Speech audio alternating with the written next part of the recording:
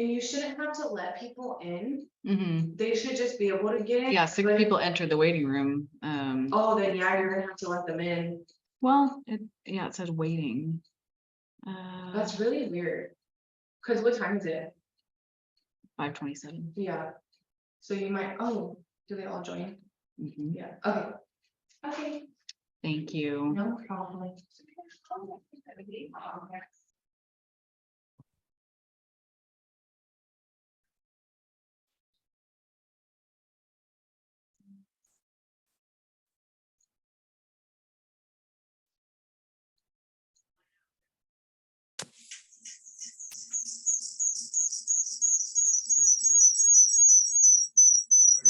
Hello.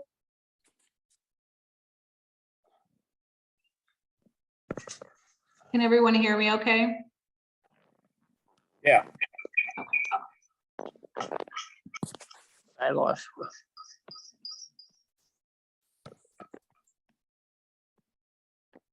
I lost the picture. Oh, hang on just a second. They're having their meeting from their homes or?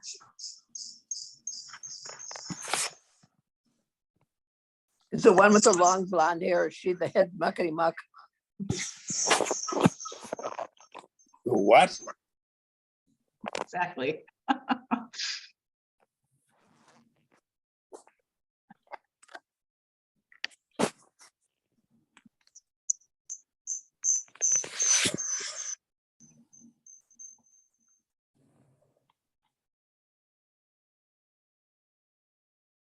Okay, can everybody see the agenda? Yeah. Okay, perfect.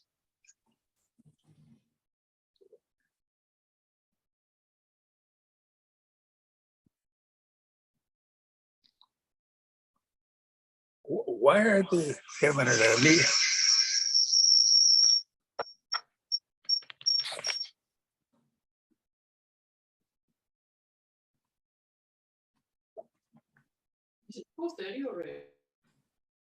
Who the hell is Cyril Nelson? Cheryl Nelson.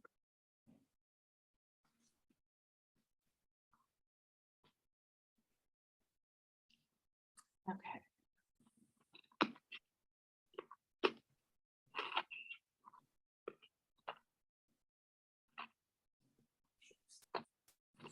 Okay, we still have a few more people joining.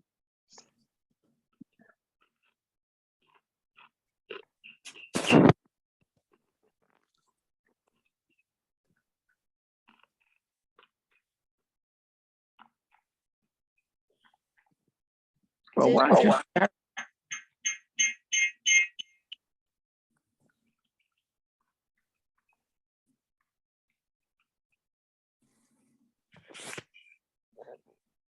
They're not having it in an open meeting?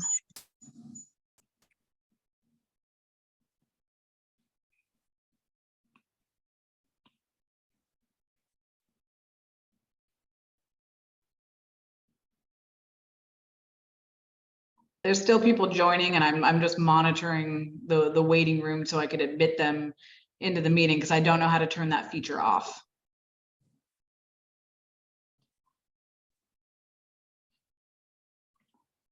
There will be a shield down at the bottom of Zoom, and when you click that, it'll pop up another menu and it'll say enable meeting or waiting room. If you click that, it'll uncheck the checkbox and then people should be able to pile in.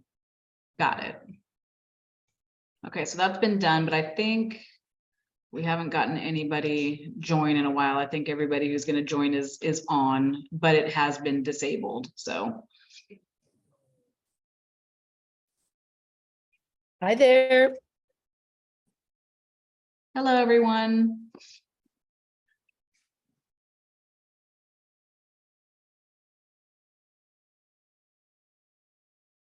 I'm putting my good background back on. I like it.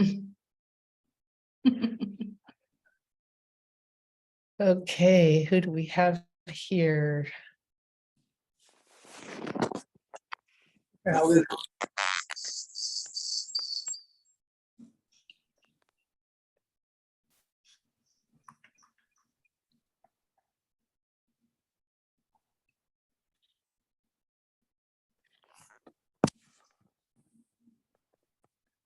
Hmm.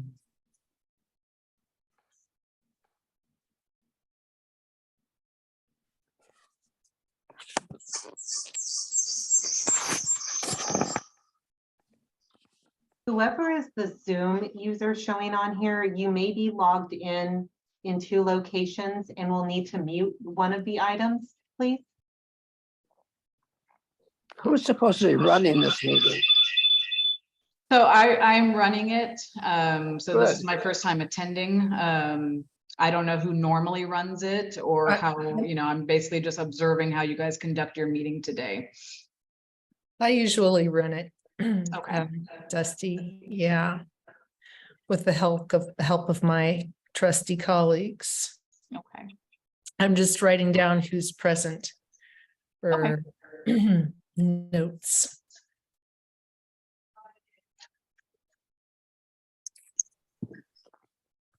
And who is the Zoom user?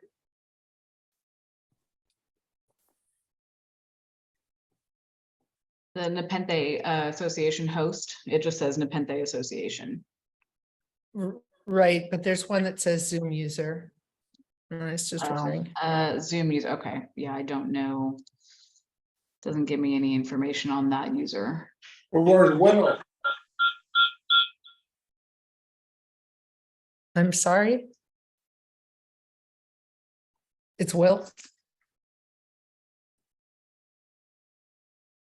Okay, well, why don't we get going? It's Why not not? Will, I don't think. No, it's not Will. Okay, Yeah. it's somebody. Will's name is showing up, so Yeah. the name that says Zoom user, I don't know who that is. If you could announce yourself, that would be helpful for minute's sake. I'm not sure who you're asking, but this is Richard Johnson from 2322 Swarthmore. Oh, maybe it's you. No, actually, sorry. So for those that's that may not Betty. be familiar with Zoom, so there is somebody that is logged in under the name Zoom user. I do see 2 Marilyns. One is iPad 4 Marilyn, and the other one is Marilyn Galvinovich. Sorry if I mispronounced that. Bogdanovich. So I would like to ask if the individuals can please mute themselves so we don't receive that feedback. Thank you. Okay, well, now let's really get going. And let's start with homeowner comments and questions.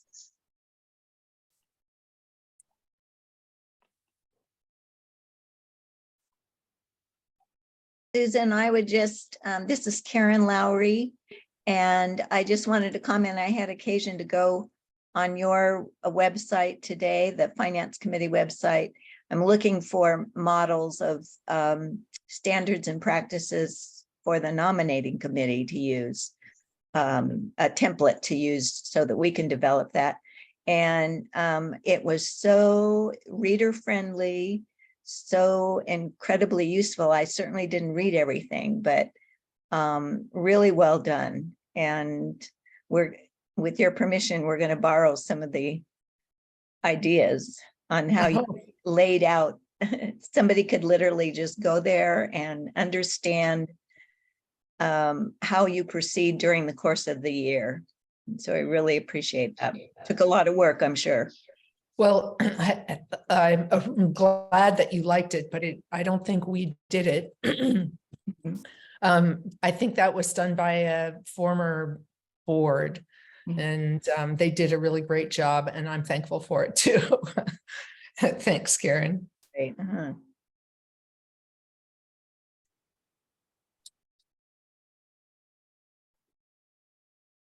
Anyone else? Otherwise, why don't we'll move forward to old business and start by talking about the updates to the reserve study. And this is something that we've talked about before. It's due in July, I believe. Dusty, you can probably help us with that. You may be starting to work on this or working on this now. But over the course of the year, we found some things that we really want to make sure are addressed when you send in those numbers to Browning. And one is definitely the siding and painting, and Will, maybe you'd like to update us on what's going on. Okay, let me first make sure Dusty understands one of the issues here since she's new to the process. Sure. One of the things we've been trying to get our arms around, or I've been trying to get my arms around, is what percentage of siding we're replacing. And the only way we can calculate that is we have to know the total number of sheets on a fixed number of dwellings, and then calculate what percentage of those were replaced. These would have to be dwellings that we've already done. And then we can come up with a percentage. Once we come up with that percentage, when we sit down with Browning's going to have to work out a formula, because we're going to have, in effect, our siding needs are decreasing with each successive sequence. If you understand, we're putting SmartSide in place of T111. So let me just use a hypothetical. We've got 10,000 sheets of T111 going into this cycle, and we replaced 1,000 of them. Next time, we're only going to have 9,000 sheets of T111 to replace. And if that same percentage runs true, at the end of it, there'll be 8,100 and so on. And so since it's a 30-year study with multiple cycles, that's going to affect each successive, the potential cost of each successive cycle. We've tried several different things, sending the architectural drawings over to Paul. It turned out that wasn't an accurate way of doing it. So somehow I keep communicating with Paul. If we don't get something from Paul or the contractor, we may have to just put together a committee and go out there and take the first 10 houses that they did and stand there with a pencil and a clipboard and count the number of sheets until, and then, amalgamate all those and then take how many we replaced on the first 10. And once we know what the percentage is running, then it gives us a basis for adjustment. So that being said, we haven't made progress on that. That's still a need that has not been fulfilled. Talking to Paul, we're looking at probably November for the completion of the current cycle, and we'll be putting out a request for bids on the next cycle. He foresees that we're running at about 80% overruns on the bid price, not on Browning's estimates, but on the bid price. We're also overrunning Browning's estimates, but not by nearly that much. Paul seems to think that the next cycle will be a little better for two reasons. One is that there are fewer fences, and fences are hurting us pretty severely. And secondly, that there are fewer areas. They've finished the survey of that area. There are fewer areas where there's water on the T111. So we should have, he believes, we should have less overrun in the next cycle. Less overrun in the next cycle than we've had in this cycle. Somebody's cutting in who needs to. I know. Yeah, I muted them. Oh, Yeah. perfect. Thanks, Dusty. Okay. What they're finding is some of the trim also was pine. They're replacing all that with cedar. So not only are we getting the SmartSide, but we're getting better trim, and we have taken the water off a lot of these places. So future cycles should be somewhat less expensive than what we're experiencing currently. But the current status is Completion about November. We're continuing to have overruns. The worst overruns are the fences. And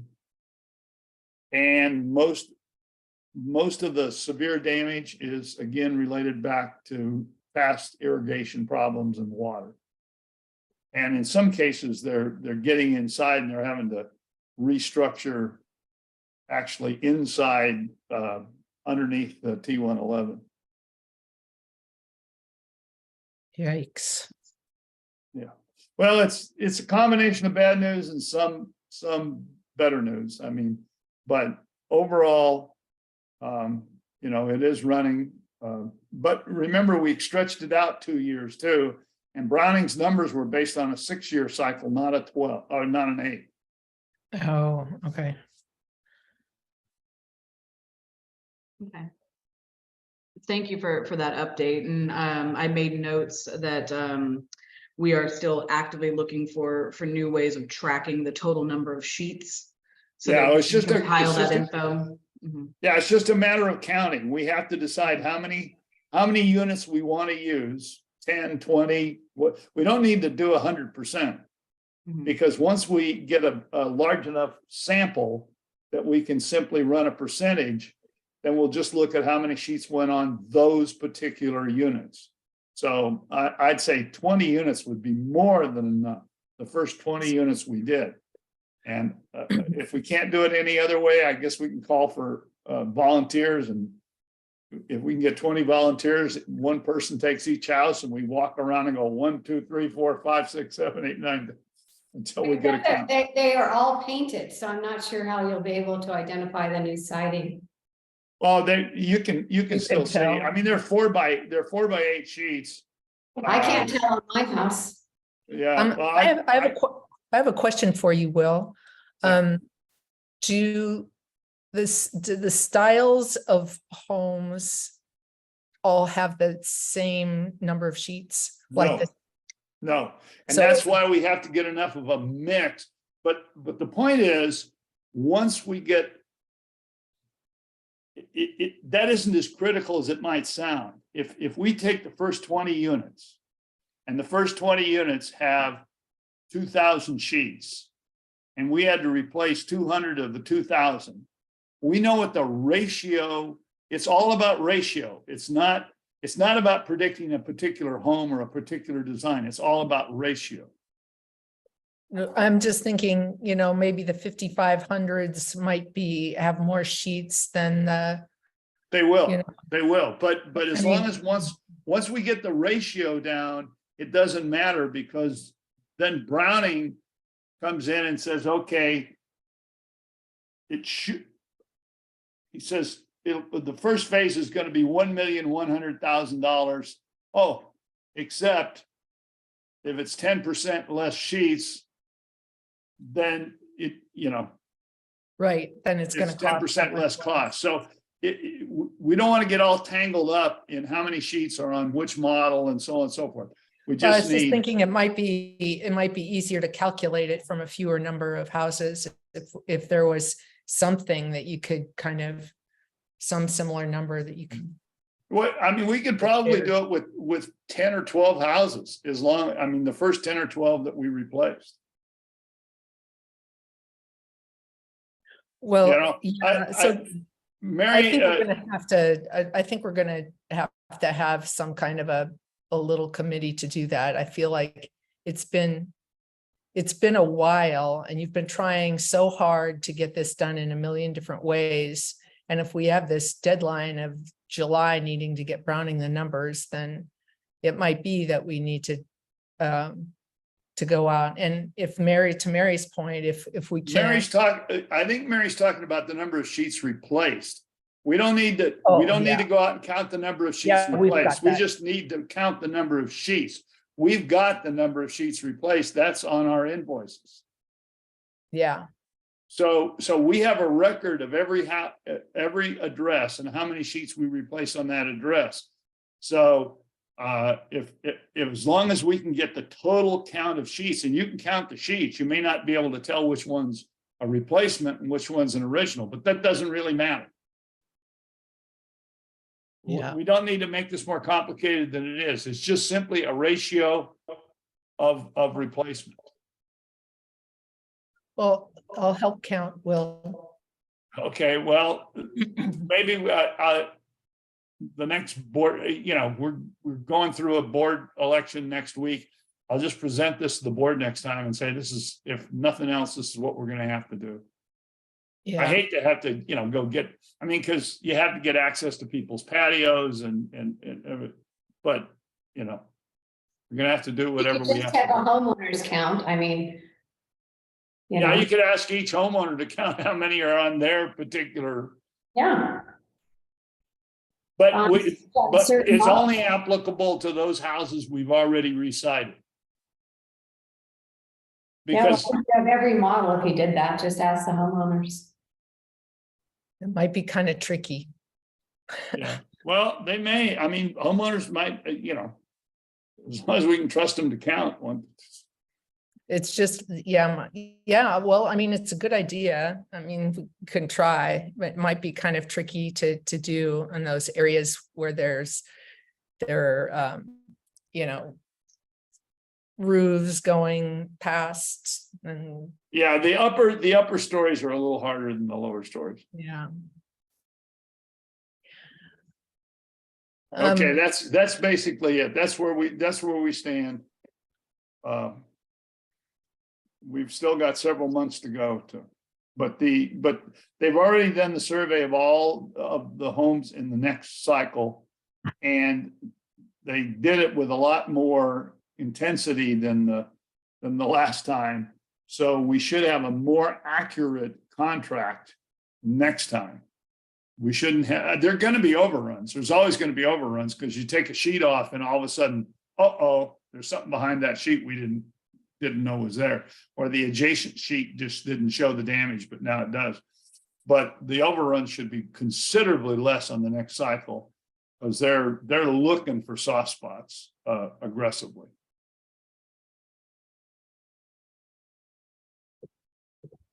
Okay, well, yeah, we got to get that done. And the one other thing that I put down there that I was remembering was that the tennis court resurfacing is going to cost a lot less over the years. And Dusty, I don't know if you saw the report that went in about the tennis courts, but those numbers are going to be drastically reduced, but we're also going to have to increase the cycle a bit to 8 years instead of, like this kind of combination. There's only resurfacing and it has to be done like every 8 years and there's no resealing involved. And well, anyway, if you need help or want assistance writing up that, or just send Browning the report, then let me know. Is there anything else that we've come across that we really need to make sure? I feel like we had some other things that we were looking at.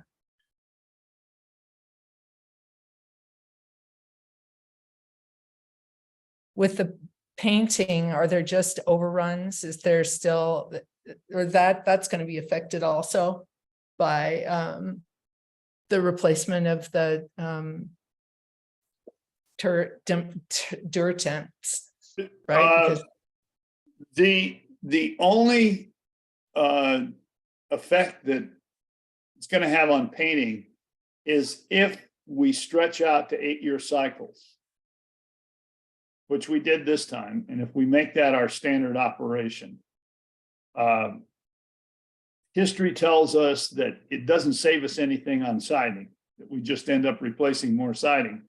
But it does mean that you're getting 1/3 more life out of your paint because you're painting at 8-year cycles instead of 6. yeah, and it has a longer life than that, doesn't it? Have like 20-year life or something like Well, that? it's got a longer life, but unfortunately, every time you do a cycle, you end up having to paint. So Right. by doing 8-year cycles, even though there's absolutely no savings on siding and trim, if there's savings on painting, it's not huge, but it's worth it. Right. So maybe that's a note we'll want to make to Browning, is to stretch that painting cycle out to 8 years. Well, yeah, I think it's probably worth, it's probably worth doing just for the painting savings, but I mean, it's certainly worth discussing with Browning when we sit down with him to put the plan together. I mean, we're gonna have to explain this question, he doesn't have a formula for what to do about this change in siding either, so. You know, somehow we got to get the point across to him that he's got to work up a formula for that. Yeah, it means really big savings for us. Even though it's for the future savings turn into savings for us right now. Well, because it's a 30-year reserve, so Exactly. a savings 8 years out, 16 years out, 24 years out, all affects the current cost. It affects what we have to contribute today. Right. Yeah. Anyone have anything else they want us to, Tara, Mary, anything else that we should put on our list of things to make sure Browning tends to? I'll go back over my notes and get them to you. Thank you.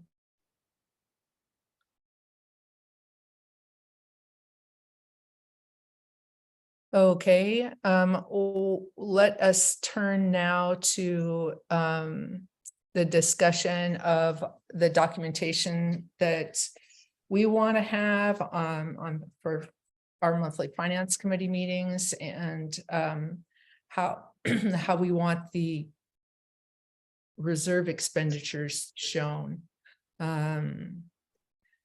Mary sent around her draft, and then we have Dusty's draft. We don't have a draft of the first service reserve tracker with that change made to the pending column moving in between the allocation or the amount expended and the total amount left. Is that right, Will? I'm trying to remember where it went.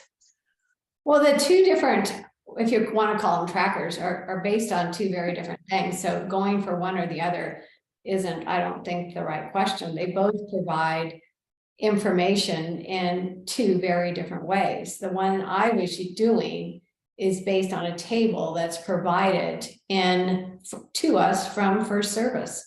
And it's based on the actual money as it's currently allocated in the different reserve accounts. The other way it's being tracked is based on the forecast numbers being pulled from the Browning report. So they're two very different looks. I don't see one as less or more valid. One is looking at the actual money, one's looking at forecasting.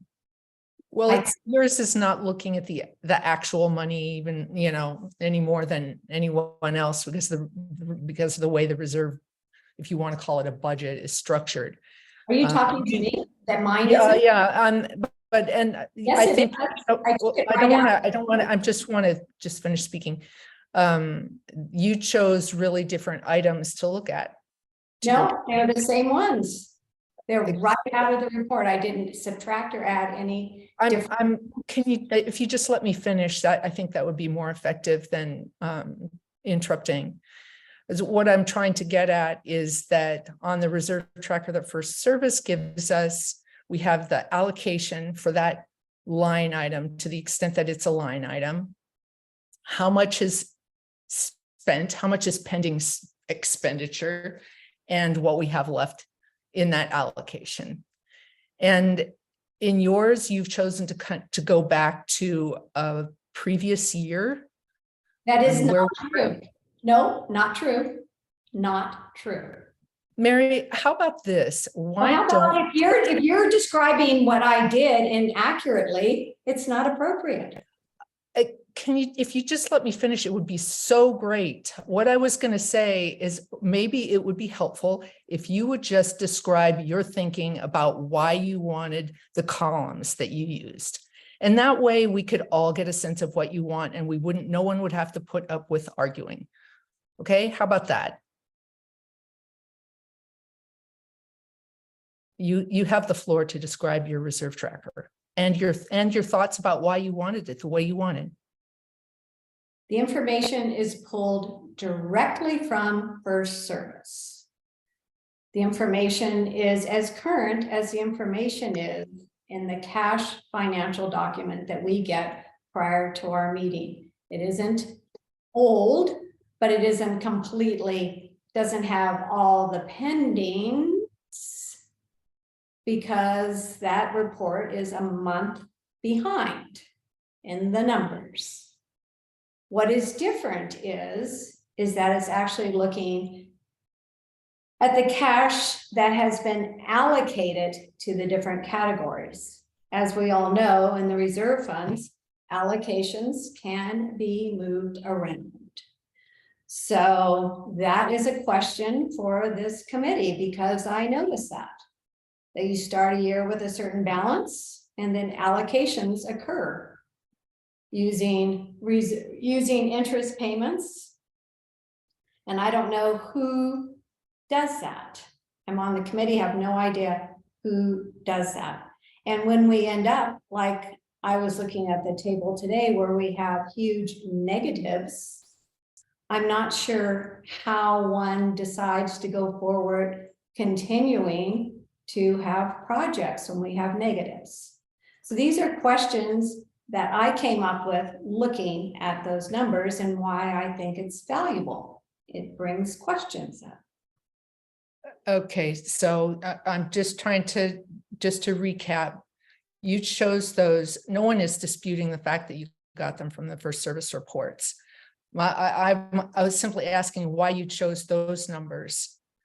Because I guess when I look at the reserve tracker, the thing that I'm really interested in is tracking how much we spent out of how much we allocated for that particular group of line items.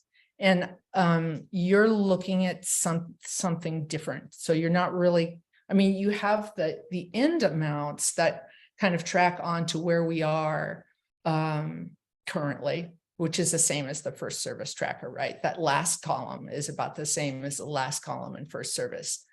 But none of the other ones really kind of link to one another in a way. So I'm not sure what you're saying, linked to one another. They don't tell a story. And let's see, how can I say that? They look like they're, well, let me just take a look so I'm not just talking about this column and that column. No, I don't have it up.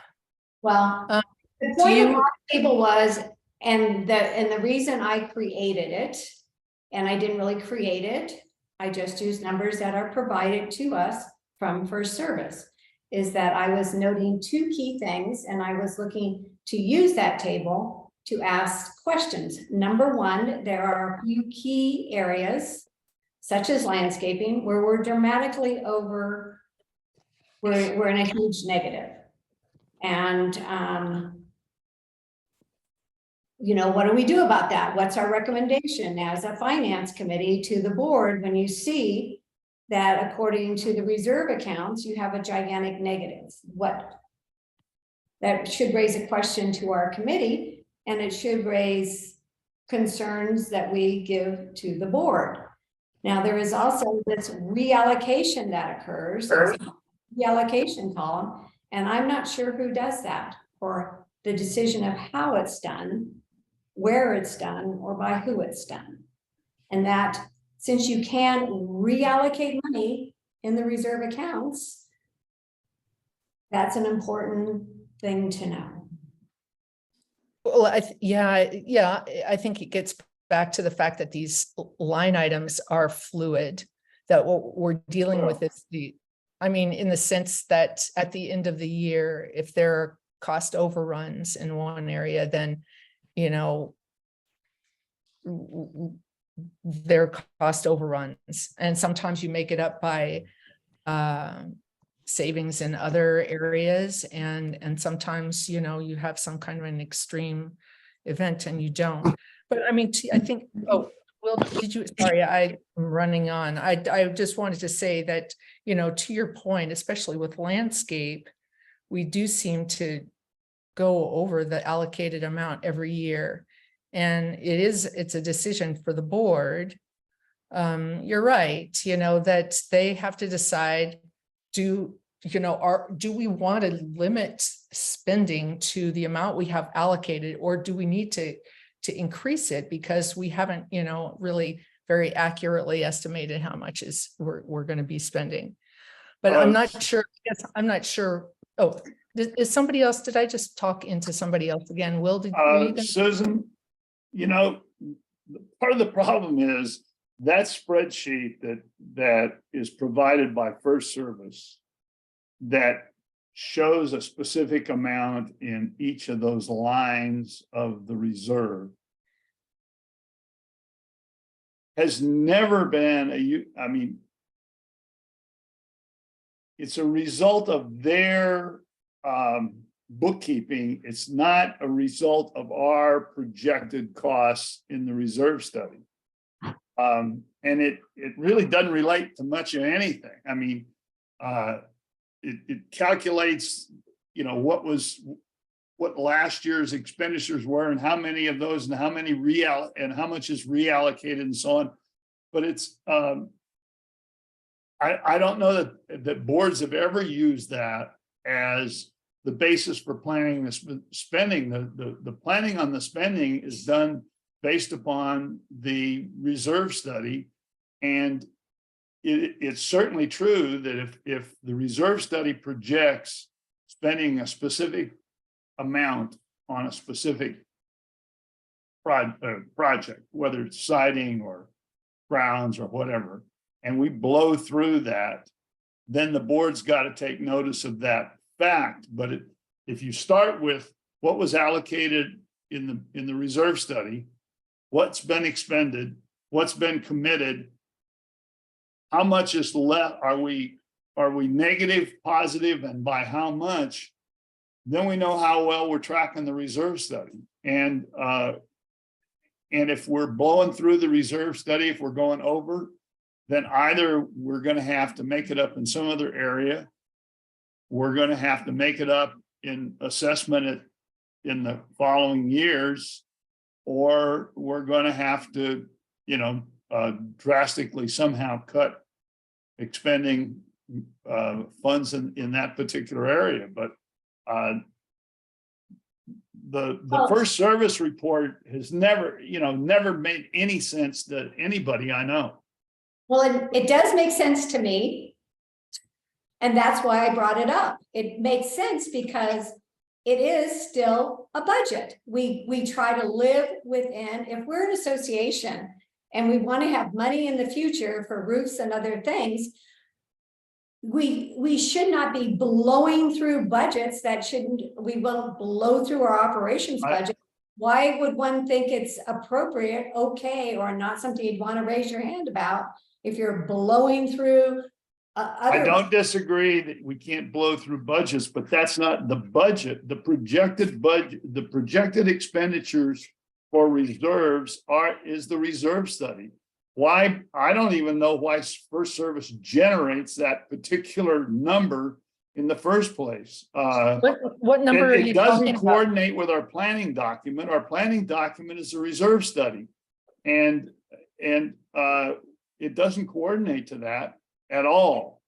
And it's an anomaly of their record keeping or their bookkeeping. It's not our projected expenditure for that particular line for that year. It does keep track of what we're spending. It does show how much is currently allocated in all the categories for the reserve funds. I think anybody, for example, roofs, would want to know, okay, so far we are allocated about $6 million for the future. I think it's important to know what the current allocations are for the different things that we need to invest in our community. I don't, That's my point. It's not our allocation. Our planning document for what we expect to spend is the reserve study. That thing is something that First Service generates based upon a formula within their software that is not our planning document. It's not our, you know. well, where in the Browning report I looked, does it actually have real money? Like you can project that it's gonna cost $2 million to do the next phase of siding. Somewhere it's important to know how much real cash there is on hand. Because the reserve fund is not a yearly fund. It's a 30-year fund. I understand, well, I understand the reserve account. I'm Well, talking I about think- year at a time. If you're saying it's a planning document for this year, then somewhere there need to be real numbers that we're using when we're spending money. Well, You keep trying to make this into a yearly budget, and that's the I'm not operating. trying to budget. make it into a yearly budget. I'm saying once you are in a year and you are spending money, then you should know what you're starting from and what you're taking away from. And I realize that the allocations within the reserves can be moved around because we overrun budgets, so money has to come from somewhere. Well, I think what we tell Browning, that what we were just talking about earlier about our current expenditures from reserves is something that he uses. He uses that information in order to plan for next year's allocation. So at the end of every year, the document's trued up according to expenses. Yeah. So it's not, I mean, it's not the same document this year that we saw 5 years ago, for example, because now we have, he's taken into account the fact that we've spent certain amount of money. And then after July, he gets information about what we've spent this year. And then that affects our next year allocations. And that's how, he works out what our HOA contribution needs to be. Whether we need to increase it or leave it the same. Yeah, if you start with the allocation as it's laid out in the reserve budget, and this is really ultimately for the board's use, the board looks at it and each month and says, are we staying within that allocation or are we not? It's telling the board whether they're blowing past the projection. If they're blowing past the projection, it means that in terms of the long-term 30-year budget, it's going to push assessments up if there isn't a counterbalancing saving somewhere else. But that's where you're going to know it. If you keep trying to say, well, there's this much money in the reserve fund for this year, the money isn't allocated by year. It's allocated over the 30-year period. The money that's But in it the shifts reserve each is year. our 30 years of money. Right, but it's $11 million this year. That's where, I completely understand that, Will. Yeah, so I mean, if somebody wants to put the second one together, that's fine, but I don't think I think the problem is that it distracts people from what it is they ought to be tracking. And what they ought to be tracking is how close are we staying to the reserve study? And if we're blowing over the reserve study, then what are we going to do about it? And I'm not arguing against tracking against what we plan to expend. I'm simply saying that number that First Service puts in there from the time I came on the finance committee 18 years ago, that number didn't make any sense to anybody, and it still doesn't make any sense to anybody. It's just something their computer generates. Well, and I mean, I agree. I really appreciate the time and energy you put into developing your draft. But I for my purposes, I really like the simplicity of what the First Service Reserve Tracker gives us. Although, you know, I understand why they haven't moved the columns around because it involves changing all the formulas.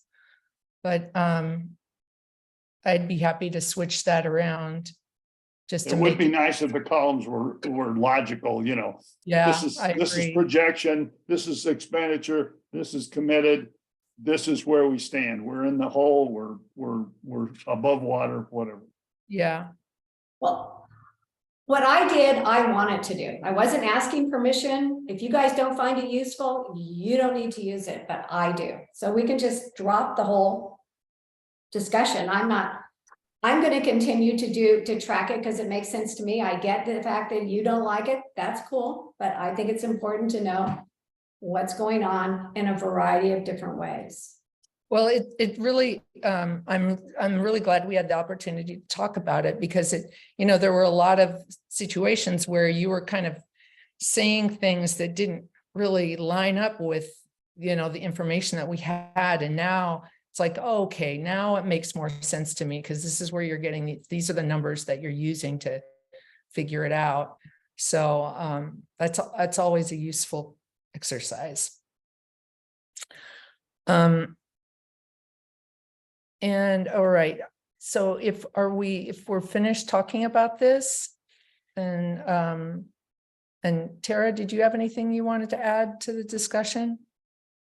I don't at this time, thank you. Okay. Well, why don't we move on to the new business and talk about the April financials? Dusty, do you want to just talk about anything that? Unmute myself.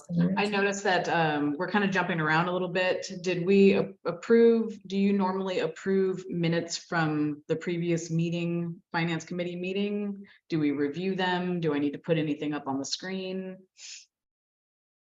The minutes from the last meeting were approved via email. Okay, They're in I got the minutes into the board packet last time, so they're actually in the last board packet. okay. So do you want me, would you like me to put up did you send the committee the April financials? Do you need me to put them up on the screen right now? I'm just trying to get a feel for how the meetings run and observe. Andy sent them out. You sent me the financials. She also sent that out along with the reserve tracker. And I sent it out to everybody too. So I don't know. I mean, it was kind of late in the afternoon, so it'd probably be a good idea to walk through things. Okay.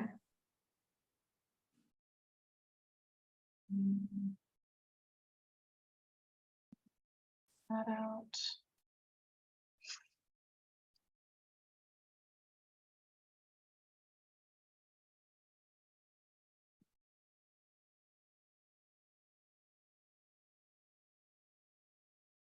Okay, you just let me know what page you want me to jump to, where you want me to go. Let's look at the first couple of pages here. Can you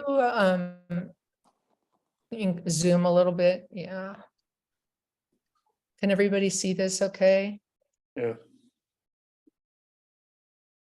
I'm on my laptop, so it's teeny, but I'll just look closely.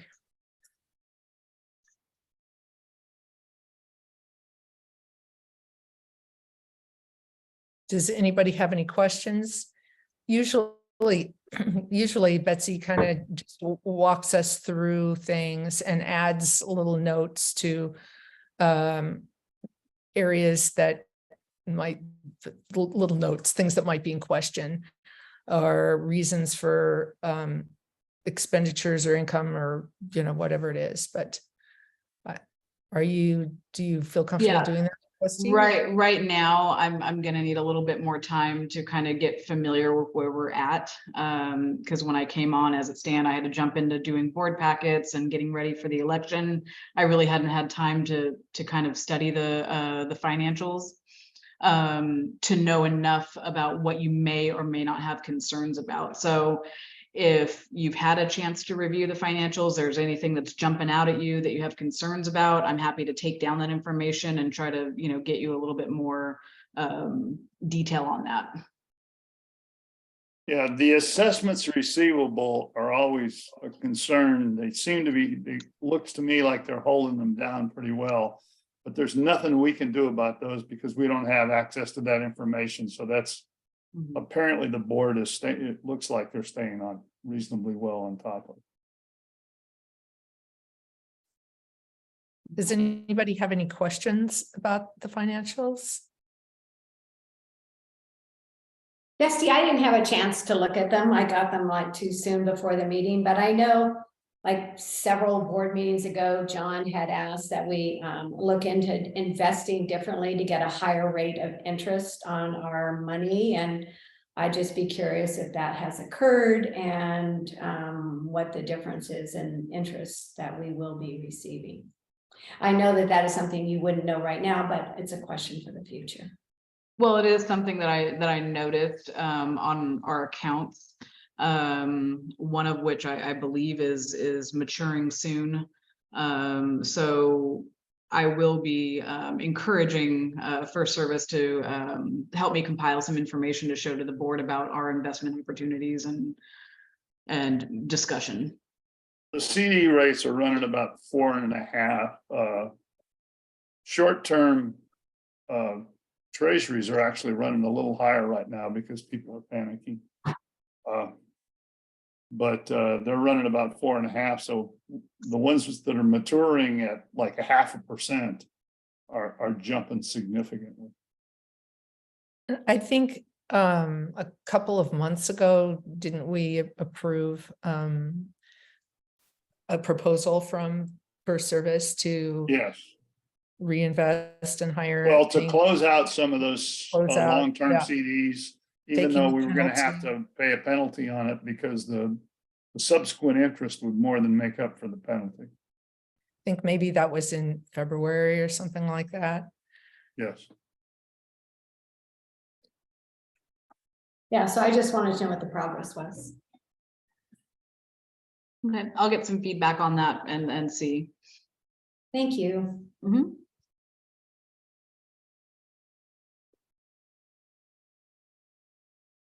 Any other questions?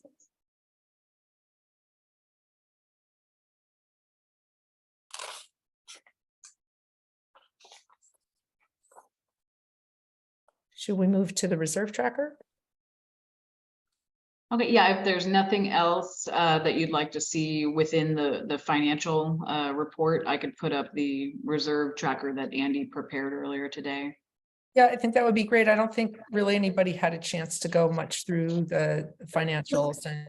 Was that sent out? Was the reserve tracker sent out? I don't think I got it. Oh, I sent it No, I out. didn't get. Yeah, Andy sent it out to everybody. Sent out. I the- didn't get it. Hold on. Let me just I don't double think check. I did. Let me just check. It was sent at 3:15 today, and I do see Susan, Will, Aubrey, Mary, and then CC to Jackie and Dusty. Thanks, Tara. Sure. Do you see it, Mary? In your I see it. inbox? Yeah, Yeah, the headings aren't on. It's. Yeah, the heading says draft agenda for today's FC meeting. from Oh, John. there you yeah. go. Yeah. There you go.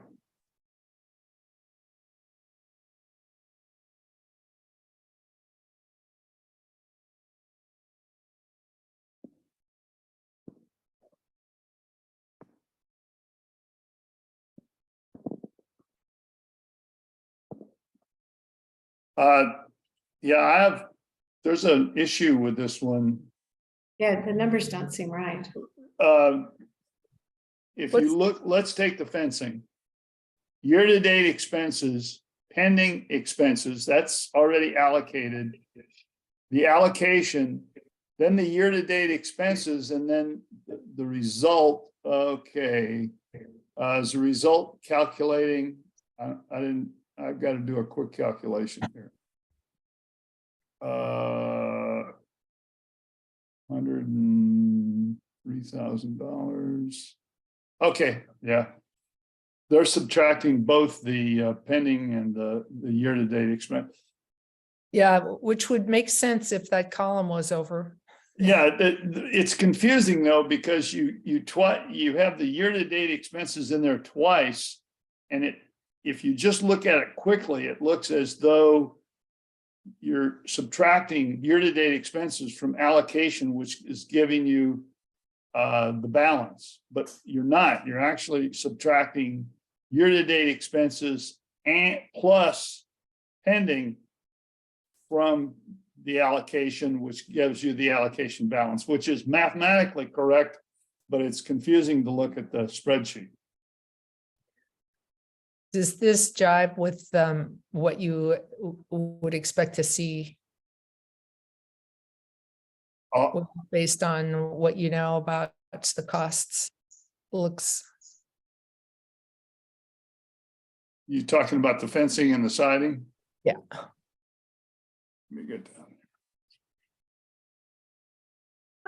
Is the allocation that is listed as landscape planting includes sprinklers and irrigation? Because it seems really, No, that's up there right underneath fencing.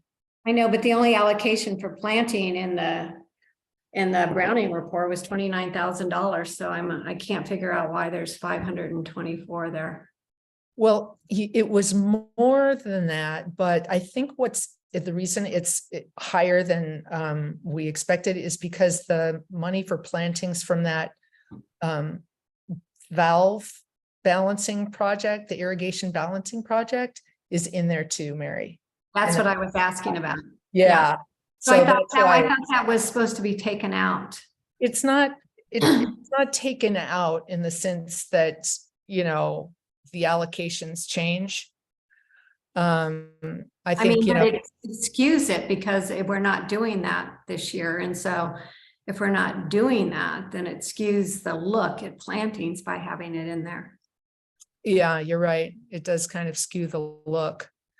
And we would be actually negative, except that we're including money that we really want to use for valves and planting. Yeah, or not. I mean, I think that, that's up to the board to decide whether they want to actually move forward with that project or not. But yeah, I know it would be kind of interesting to know just kind of what that would be if we, it doesn't matter all that much, but I agree. It kind of makes it feel more urgent if you don't see that that large number there under the allocations. The expenses seem more urgent. It is the end of the day and I'm blabbering, but I get your point. So I have a question, structural question. It would adding would adding one more column with pending expenses on the right-hand side, since we've got year-to-date expenses, or change the year-to-date expenses to year-to-date and pending expenses, or whatever, change the formula is wrong, really. This year-to-date, the terminology year-to-date expenses and then pending expenses, if you move over to column M, should be total expenses, and it should combine those two columns. Well, we can have it that way if you want. Tara, did you want to say something? I was just gonna say, I can do that in 30 seconds. Yeah. Yeah, I mean, it shouldn't be difficult. It's not, but it does, if somebody is, I don't know how. Otherwise, it's deceptive. I mean, Well, it should, I think, Will, your point is it paid or not paid? So, I mean, if we're combining them, we're assuming they're paid. And so maybe if we're combining them, we're assuming that they're no longer, that money's no longer available. That money's gone. Oh, then we could use expended so that it's no longer, Yeah, right? total expend. We just need something other than year to date. We need total expenditures to date or something like that, or total expended. I don't care what the term is, as long as it makes it clear that it combines Money gone. I and J.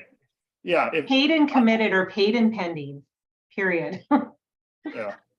Yeah, paid and pending. That's Okay. good. I will, But it should combine I and J. yes. Yeah. That should be the formula. Well, I think it would help if the allocations were first, so you knew how much money you had. And then you had what you expended pending, and then you had the balance. I think that Well, that L should be the first column, and then you're looking at what is there. well, actually, if you could move J, if you could move that J column over to, between M and N, Yes, you could get rid of this whole damn thing. yes. You could get rid of I and J. I mean, Or hide them. it just repeats itself. We could just hide. Okay, items so and Move. that's done. I'll go ahead and flip this back to Andy. And the group. You're awesome, Tara. Okay, But I also think the valve project needs to be taken out because the board, I think, voted not to do it, so it shouldn't be in there. well, it has to stay in there is the only thing, because then- it's in the allocation, and then we're talking about the year. It's not in the planting allocation, just take out the code then, so it's out of there. Well, we could have an extra one or Could something. add another line item. Yeah, we There could needs to add be another. something, because it isn't really telling the story well. I mean, it's separated. It's separated in the reserve study. I wonder if it, I mean, I don't know if we're doing any of those, like those activities at all. Is anything being charged to those IBF? That's something we'll just have to take offline. Maybe. Do you see what I'm like trying to bumble my way through? I don't know if they're doing activities that might be coded in that IBF line, that irrigation balance stuff, even though they're not, kind of doing the major work. If they're charging some things to that, like, I don't know, changing some valves in a place where they put in ground cover or something like that.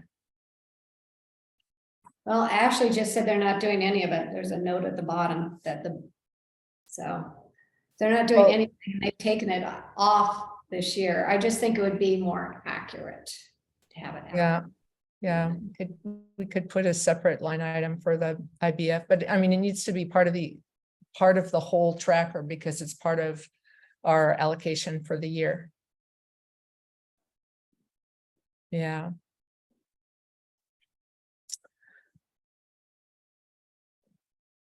Okay, anything else?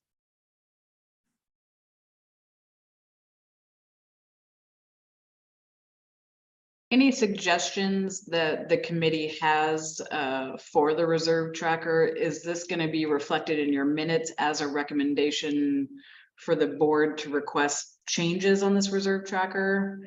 Because it's really difficult for somebody to come in, and Andy is still working kind of on as the interim manager, updating the reserve tracker, but it's hard to, for somebody else to come in to a document that was being maintained by another person, because what makes sense to one person might not make sense to another person. So there is a little bit of challenges there. So I'm just wondering if you have any recommendations on the way that this information is compiled. Are we reflecting that to the board? Let me- Passing that Let me make a information along? motion. Let me Mhm. make a motion that the reserve tracker be modified so that column M is retitled and reflects, retitled in such a way that it is clear that it reflects the total of column I and J. I will second that. So you wanted to read like expended and pending? It can be Well, expended, it can be expended and pending. I don't care what they call it, as long as it's not year-to-date, just year-to-date expenditure. So committee members, I just sent the revised tracker back to you. So feel free if that meets your expectations, which was just mainly moving column I and J. removing column M and moving I and J over. So it says 2023 allocations, year-to-date expense, pending expense, 2023 allocation balance. Hey, that's good. Okay. I And then- move that we. Can you just recommend change, that. you can easily change the titles too, right? Oh, yeah, yeah. Okay. Do we want to, are we putting that as part of the motion that Tara seconded? My motion is, I accept a friendly amendment to my motion that we accept Tara's model. With the change in the titles to what you Yeah. had. Yes. So that's my motion. If there's a second, then we're off and running. Second, Okay. And And- anyone, all in favor? I. And Dusty, if you need assistance in understanding the way that you would load in the expense notes or pending, I'm more than happy to walk you through that. I appreciate that. I'm just trying to learn the process and, you know, how the reserve tracker works, who compiles that information, how it's displayed, you know, for it to work for the finance committee, because it's you guys that are talking about this information. And if there's some changes that could be made to kind of reflect that information a little better, I mean, I don't see a problem in making those adjustments. One thing that came up a couple of months ago was I think that when the expenses are put into this reserve tracker, you use the reserve expense allocations or REAs to put in those amounts. And there was some discussion about whether there should be some information about and I can't remember whether it's about the invoice numbers that relate to those REAs. Is there any kind of, and just looking at them, it looks like the invoice numbers are consistent, are pretty much in there. So it makes it easy to kind of check back and make sure that you know, all invoices are accounted for. Does this work for you, and is this what everybody else wants and needs?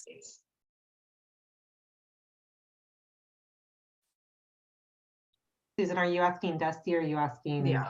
I'm asking you all, and also Dusty, because you probably haven't entered, Andy has probably entered in all the information. We did. Mhm. So what I'm going to suggest is that because of the interest in ensuring that we are capturing the items that have been paid, having the invoice numbers assist individuals in referencing back to the financial data. And correct me if I'm wrong, specifically, Mary, does that, because when you guys are looking at those expenditures, you're making sure like, well, invoice number 123 doesn't appear to be listed on this, or it looks like everything's included. That's a very good point, Tara. So combine, yeah, I mean, because otherwise you really don't know whether everything's here. So you're absolutely right. Right, okay, so well, I made a big pitch for having the invoice numbers, and you can see when you look at the reserve tracker in the second tab that it's pretty consistently in there now. There was some missing in some of the invoices, I think from, I don't know, early on when Betsy was just trying to catch up with things. But I think they're pretty much, you know, they're consistently in there now. Okay. To So we answer Dusty's question, I mean, I think the primary reason for this is a very simplified way of tracking our major expenditures Mhm. against our projections, which was a lot harder to do with the the monthly financials. This jumps right out at you is if you're, you know, look up there and you're a third of the way through the year and there's no money left, or you know. I could definitely see the benefits of having the reserve tracker. The financials can be so dense and the information is hard to extrapolate. So I understand the benefits. And the financials don't include Browning's projections. So So just to follow up on what Tara said, I'm kind of backtracking a little bit. So our committee is now going to be getting the invoices. No, well, shoot, I shouldn't pop in there. Tara, why don't you reply? Yeah, I believe it's going to be, this is when they're entering, it'll show up as paid in the finance packet. In So the we, reserve tracker, you'll see the invoice that's been paid. we won't know what it's paid for or what it's about. We'll just have a number and it's paid. That's it. Well, no, you can see, open up that, the expense tracker, Mary, and take, I can't right now because I'm on the screen. okay. All right. Well, when you get a second, open it up. And then the thing that pops up is the first tab, tracker. But if you click on the second tab, expense notes, then you'll see the GL number, the date, the vendor, how much it was for, the invoice number, and a description like storm drain at, and things like that. So you have kind of a basic understanding of what that invoice was for. So it gives a fair amount of information.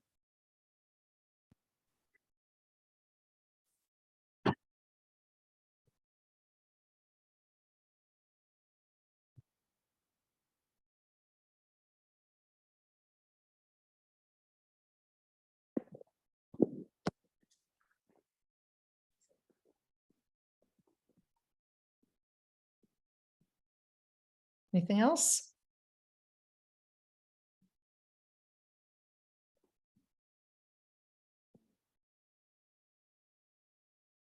I want to check in on next meeting, which would be the 26th of June. Well, I guess that's all sort of tentative because no doubt, the committee will change a little bit. And who knows what the new board will want or who they'll want as chair. But tentatively, how does the 26th look for everyone? Well, it doesn't work for me. It doesn't work for you? No. But as you say, we'll see what happens with the new board. Yeah. Well, Aubrey mentioned she is not planning to renew next year her application for the finance committee. What are everybody else's plans?